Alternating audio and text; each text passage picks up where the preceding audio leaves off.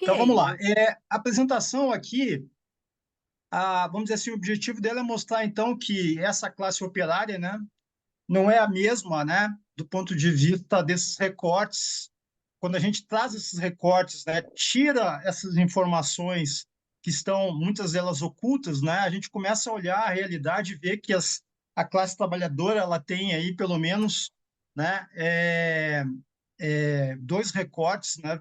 Tem vários recortes, mas a gente está olhando aqui hoje um recorte que é muito importante, que é essa perspectiva das mulheres, né?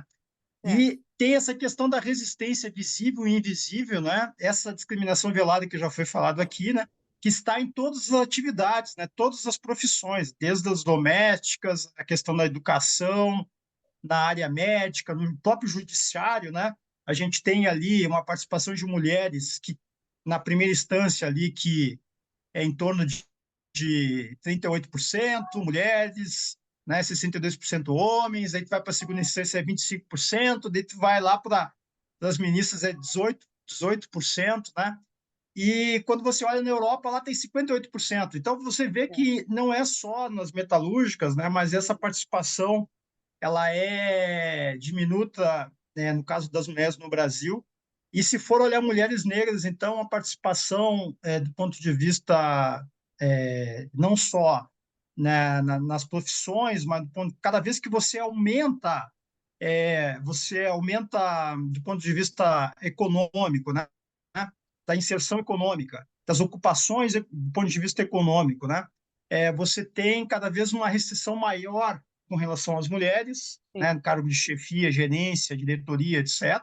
E no caso do setor público também, né? E ela é muito mais restrita ainda pelas mulheres negras, né? Isso a gente já sabe. E quando a gente vai olhar no próprio a Rosângela aqui, né, é uma exceção à regra do ponto de vista não só de ser presidente do sindicato, mas também de ser uma negra presidente do sindicato. Tem essa questão também. Nós temos poucas Mulher, né? mulheres presidentes de sindicato e muito menos mulheres negras, né? Então, e se a gente for olhar esse Exato. recorte das mulheres, praticamente elas são maioria, né, na população, né? E elas são aí no ponto de vista de participação no mercado de trabalho, elas são tão recortadas ali do ponto de vista tanto do formal como do informal, que eu vou mostrar agora. Nós temos 43 milhões, né, de mulheres, né, ocupadas, né?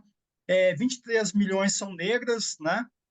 E a gente tem ali uma participação do ponto de vista da informalidade muito grande. 37% dessas mulheres estão no mercado, dos 43 milhões, né? 37,5% estão no mercado informal.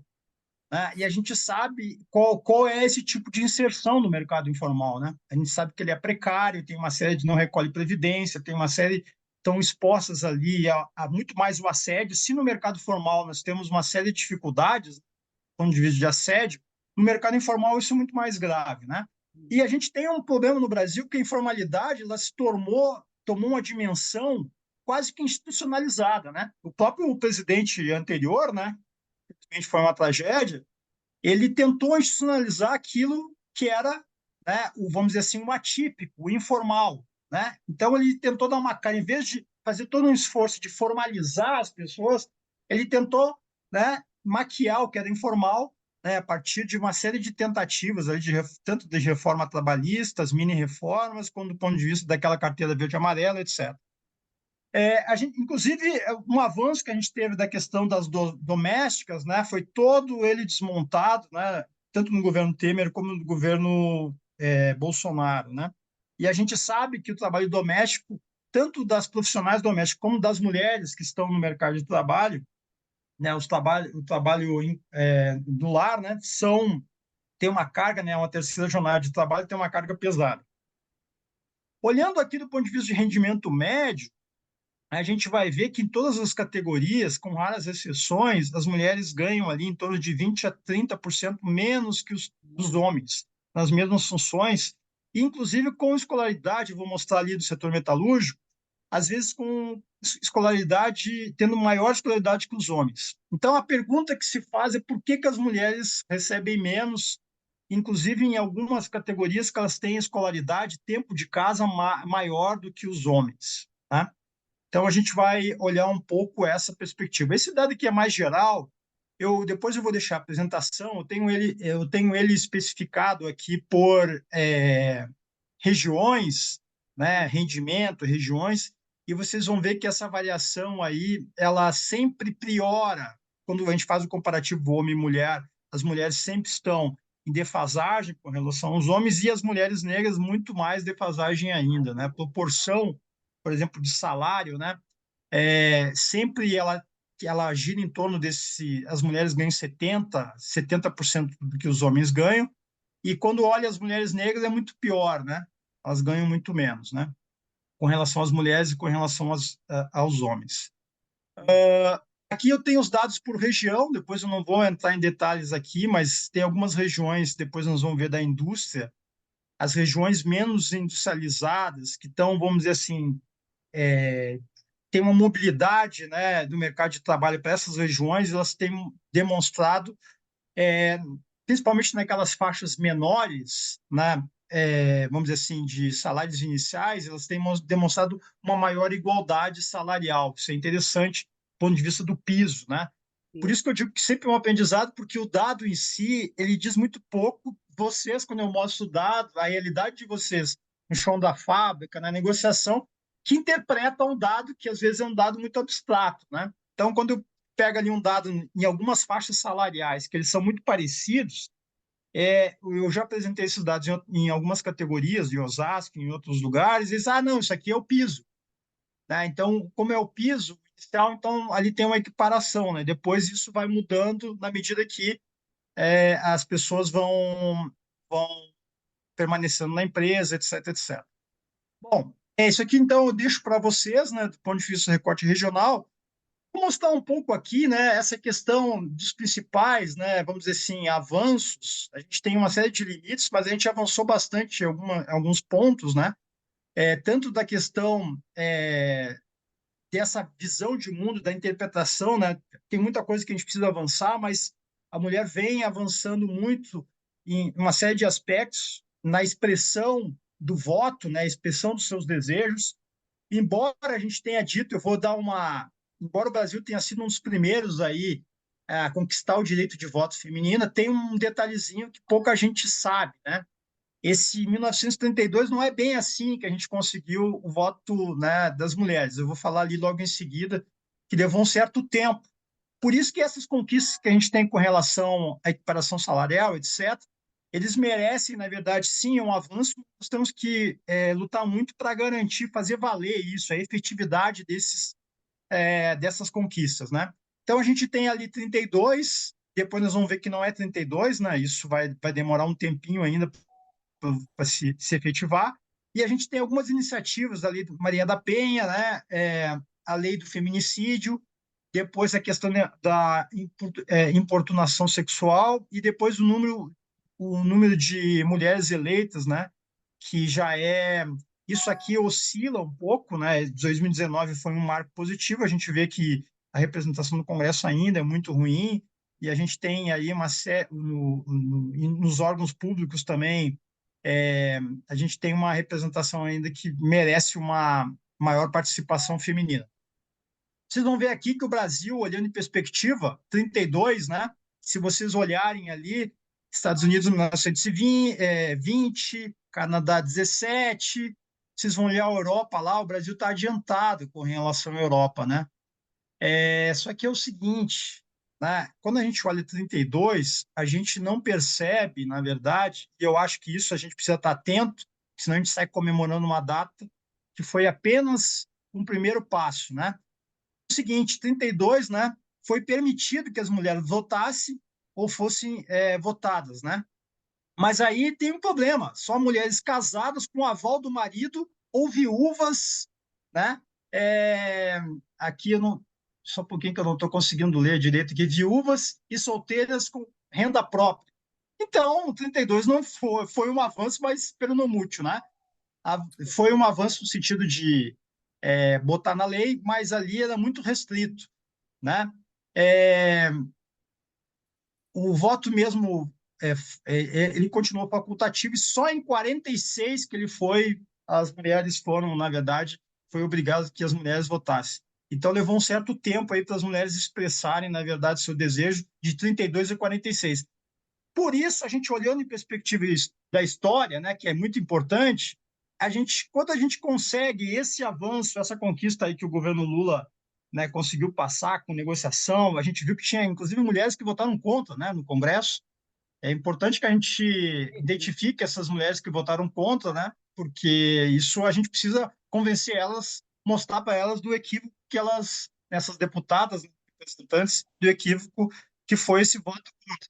Mas, de qualquer forma, isso é importante para vocês perceberem que essa igualdade salarial já está na Constituição. Né? O Ministério Público está aqui, vai poder falar isso, isso está na Constituição de 88, certo? Artigo 7º, certo? E a gente só conseguiu agora. E, portanto, nas convenções, nós vamos ter muita luta ainda para efetivar isso. Né? E como vocês já disseram, tem muito chão aí, as empresas, claro, evidente que vão fazer o contraponto e vão dificultar ao máximo isso. Bom, aí vamos para o perfil aqui dos metalúrgicos, né, do setor metalúrgico, e olhar um pouco aqui a categoria metalúrgica. A gente vai ver que a participação das mulheres é 20%, né, no total dos metalúrgicos, e, infelizmente, no que a gente chama de reindustrialização, nós perdemos aí número de trabalhadores de 2011 para cá, né? Teve uma queda, a gente tem, claro, a gente teve a pandemia e tal, mas nós tivemos uma queda, né, do número de trabalhadores, mas o que dá para perceber aqui, o fato que chama atenção, é que as mulheres aumentaram a participação no número de trabalhadores com relação aos homens. Então, ou seja, no total de trabalhadores, reduziu o número de trabalhadores, tá certo? De 2011 para cá, em 10 anos, então teve uma redução no número de trabalhadores. Só que não olhando, quando você desmembra, por isso que a classe trabalhadora tem dois sexos, nesse sentido, quando a gente olha a realidade ali, abre os dados, a gente vê que a participação das mulheres, né, ela cresceu com relação ao total. Tá? Então, ela também perdeu, mas ela perdeu muito menos. Tá? Então, ela tem 20%. E, portanto, isso é um dado que, quando eu mostro, eu chamo a atenção do movimento sindical, que as mulheres elas têm aumentado a participação não só no setor metalúrgico, tá? Ela tem aumentado a participação no mercado de trabalho em geral. E mais, né? Quando a gente olha a taxa de sindicalização, que eu vou mostrar lá no final, a gente vê que as mulheres também, por mais a gente olha os momentos que cai a taxa de sindicalização, a gente vê que aumenta a participação, né, das mulheres. Então, mesmo caindo, você vê que, mas ficaram mulheres e estão entrando mulheres, né? Por conta desses direitos aí. Como vocês sabem, o movimento sindical não só luta pela melhoria das condições de trabalho, né? Ele luta, parte das greves e parte da negociação, a grande parte das greves são o quê? Para chancelar o que é negociado que as empresas não cumprem. O sindicato, portanto, tem um papel fundamental do ponto de vista de política pública de redistribuir renda, né? E de fazer todo, na verdade, essa questão de ampliação de direitos. E mais, né? Garantir para uma parte de trabalhadores que não tem noção do que eles têm direitos, né? Então, parte do trabalho do movimento sindical é meio que, vamos dizer assim, pedagógico, no sentido de mostrar que os trabalhadores têm direito a ter direito, né? Que muitos deles não sabem disso, né? Então, esses dados aqui mostram que a gente tem um campo, né, muito grande dentro do próprio nosso, vamos dizer assim, do nosso território, né, do nosso pedaço, né, que a gente pode avançar muito e precisa, claro, de muito trabalho, sistematização, precisa de ter ali um bom planejamento para a gente avançar naquilo que os dados mostram, né, do ponto de vista que tem uma categoria e tem, vamos dizer assim, dentro dessa categoria tem um segmento que precisa muito, né, avançar nesses aspectos aí que vocês estão tocando e evidente, se a gente conseguir chegar nesse ponto, né, mostrar para elas isso, a gente tem um terreno muito, vamos dizer assim, próximo para avançar, né, nessa conscientização. Aqui, vocês vão ver, eu fiz um dado de 2011 e 2021 tentando mostrar nos estados, né? E vocês vão ver aqui como que foi, né, essa participação. Vocês vão ver que como que foi aqui? Nós tínhamos 437 mil trabalhadores em 2011, caiu para 417.190, né, em 2021, e vocês vão ver ali o percentual, né, dos estados que aumentaram ou reduziram a participação. A maioria dos estados reduziu, como eu falei para vocês, estados que não têm tradição de indústria aumentaram. Esse é um movimento que vocês conhecem, né, que é um movimento de desconcentração da indústria dos estados da região sudeste para outras regiões. Tem várias explicações para isso, eu não vou poder me deter muito aqui, mas tem a questão da guerra fiscal, tem a questão dos movimentos sindical muito forte na região sul e sudeste. Então, tem toda uma discussão, inclusive que a gente está atento, né, do ponto de vista de fortalecer esses sindicatos nessa região sudeste, desculpa, na região centro-oeste, norte e parte do nordeste. Bom, aqui do ponto de vista de faixa etária, vocês vão ver que a participação das mulheres predomina aqui 34%, são mulheres de 30 a 39, chama atenção esse dado, né? A segunda maior participação é de 40 a 49, 22%, e de 25 a 29% são 16%. Esse dado aqui das metalúrgicas no Brasil, ele nos ajuda, inclusive, aqui, né, de como que a gente vai chegar nas mulheres. Bom, aqui a gente vê o recorte, né, do ponto de vista de faixa etária, e isso nos ajuda bastante aqui a olhar aqui essa segmentação, vamos dizer assim, do ponto de vista de quem são essas mulheres metalúrgicas, tá? Aqui é um dado também que nos ajuda olhando o comparativo 2011 e 2021 do ponto de vista de escolaridade, né? A gente vai ver que tem uma participação, cresce a participação de mulheres aqui analfabetas, né? 82%, isso aqui é um dado ruim, né? Embora esteja no mercado formal, elas têm um registro de analfabeto. Tem um filtro que a gente precisa fazer aqui, que muitas vezes a empresa não atualiza os dados, né? Então a mulher entrou analfabeta, mas de alguma forma ela está ali buscando escolaridade e isso não foi atualizado.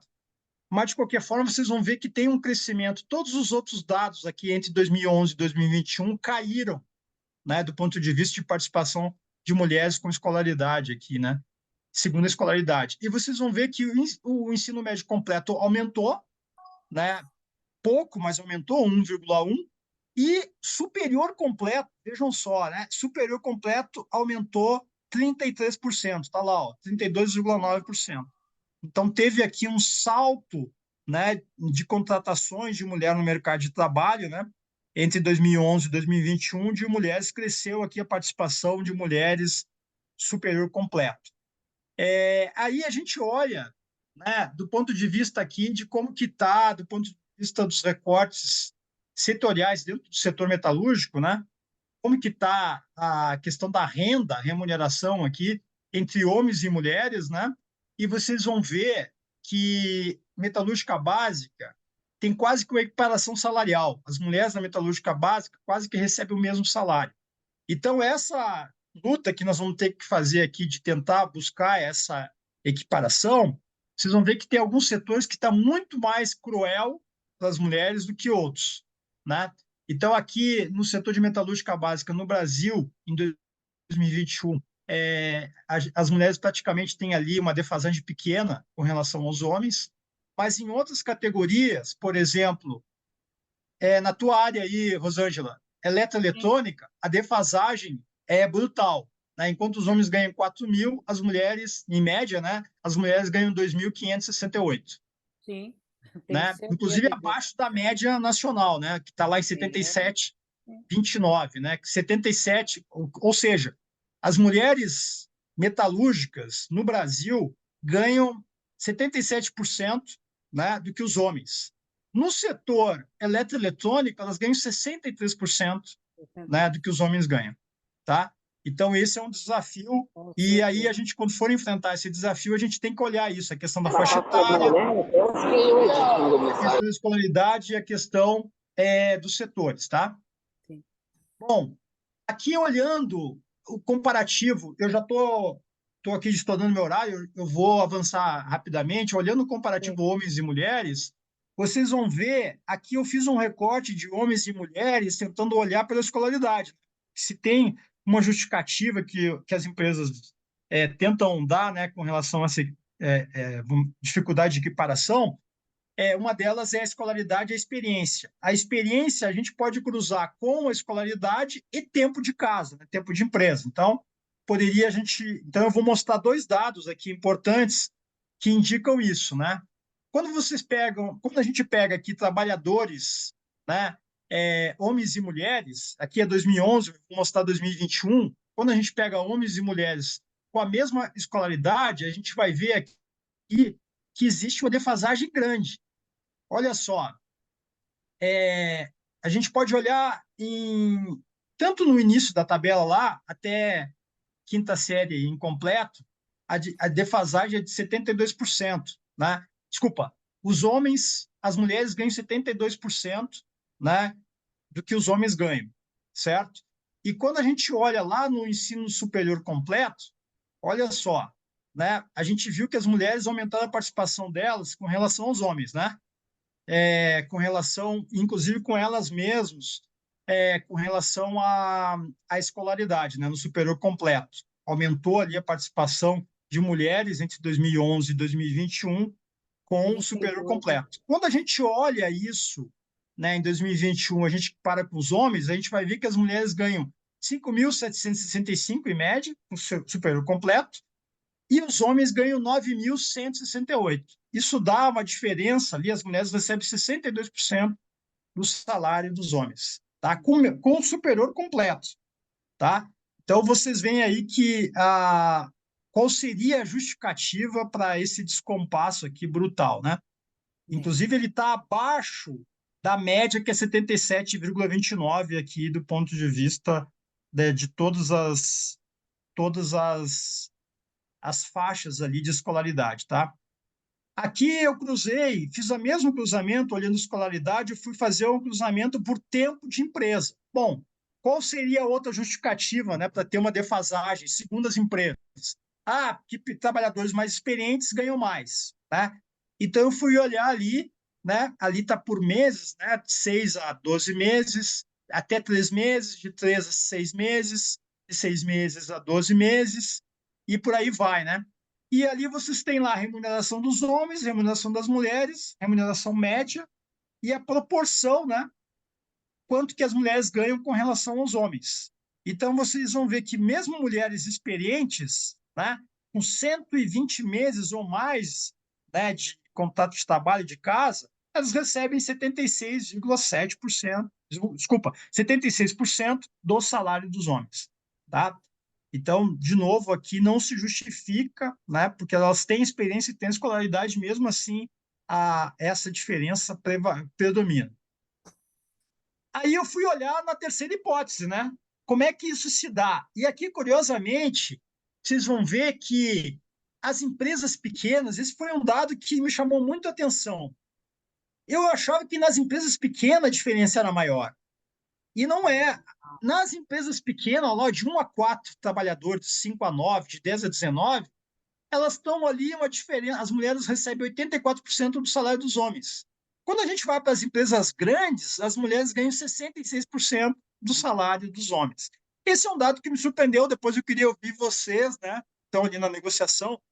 Por que que as mulheres em empresas pequenas elas recebem quase que estão muito perto ali do salário dos homens, e nas empresas grandes essa realidade não se confirma?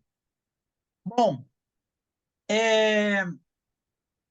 aqui, então, só para mostrar que o operário, aqui está errado ali, o operário não é a mesma coisa que operária, né? E a resistência, ela tem essa questão da invisibilidade, do ponto de vista ali de fazer essa luta. Muitas vezes, ela precisa ser invisível, por um lado, né? Para a gente não ser detectado assim, no primeiro movimento, mas, por outro lado, é uma luta árdua do ponto de vista que ela precisa vir à tona, do ponto de vista estratégico.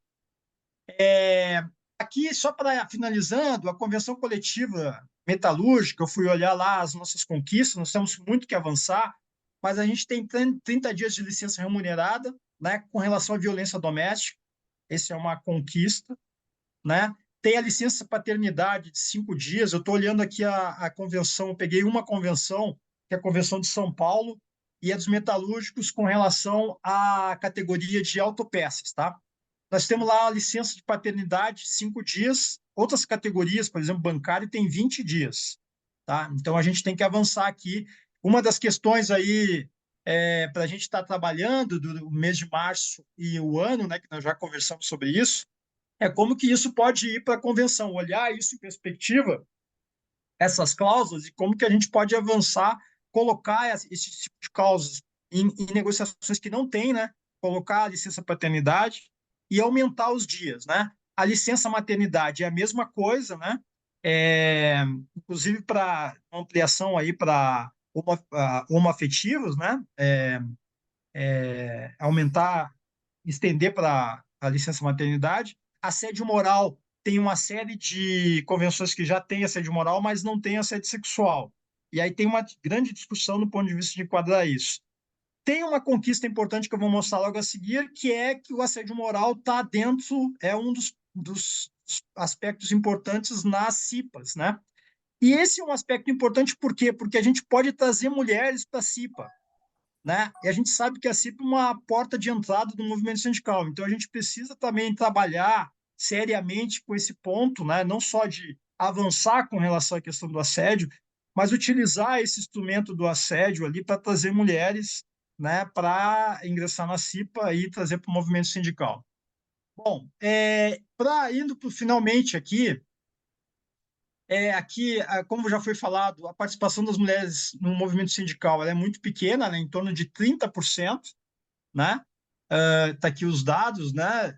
Tem trabalhadores, mas ela é maior, por exemplo, no setor de trabalhadores do que no setor empresarial. Os sindicatos de empresas têm muito menos mulheres que a proporção, né? Tem muito menos do que os homens, do que da representação dos trabalhadores. Então, aqui estão os dados, a gente precisa aumentar esses dados significativamente, sobretudo em categorias que predominam as mulheres, né? Que é surpreendente, né? Que categorias que têm mulheres a diretoria predomina homem, né? Ao contrário, né? Isso está mudando, mas ainda precisa mudar.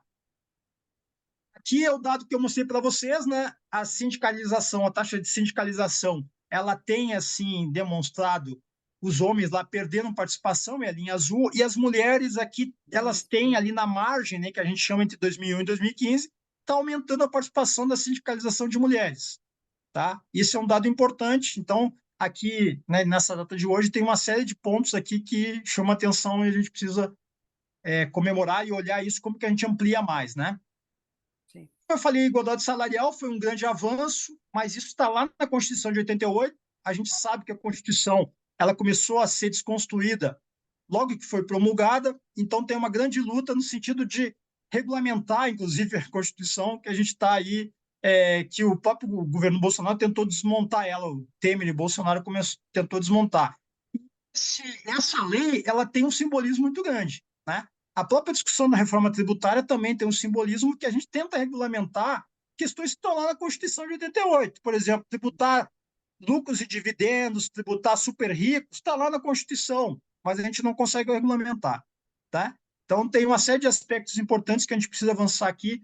Aí eu já estou terminando, eu agradeço aqui, extrapolei um pouco o horário, mas eu queria, desculpa eu ter falado rápido, mas eu queria ter passado todas as informações para que a gente possa aí debater, aproveitar aí essa sexta-feira e debater bastante sobre isso. Obrigado.